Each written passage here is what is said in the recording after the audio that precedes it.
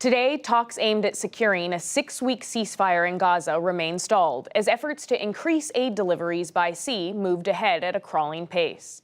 A U.S. Army ship full of equipment to build a temporary pier off Gaza's coast for delivering aid is en route to the Mediterranean. Construction of the pier is expected to take weeks. Another ship full of aid is still waiting in Cyprus. As the civilian death toll in Gaza climbs, President Biden stepped up his public criticism of Israeli Prime Minister Benjamin Netanyahu in an interview on MSNBC.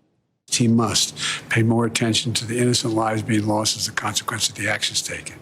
He's hurting, in my view, he's hurting Israel more than helping Israel by making the rest of the world, it's contrary to what Israel stands for. Biden also said an Israeli military operation into the southern city of Rafah would cross a red line, but added that the U.S. would continue sending weapons shipments to Israel. Alabama Senator Katie Britt responded to criticisms today about a misleading story she told in her Republican response to President Biden's State of the Union address. In criticizing Biden's border policies, Britt talked about meeting a woman who had been sex trafficked at age 12.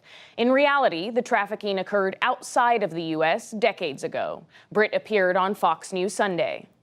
To be clear, the story that you relayed is not something that's happened under the Biden administration, that particular person. Well, I very clearly said I spoke to a woman who told me about when she was trafficked when she was 12. So I didn't say a teenager. I didn't say a young woman, a grown woman, a woman when she was trafficked when she was 12. Senator Britt's office confirmed on Saturday that she was speaking about a woman who had been sexually abused in Mexico from 2004 to 2008.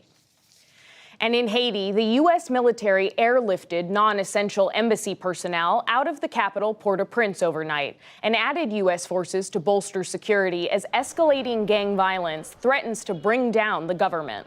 The Caribbean nation is under a state of emergency. Thousands of Haitians have been forced from their homes in the unrest, and efforts to assemble a foreign armed force to aid Haitian police have been unsuccessful so far.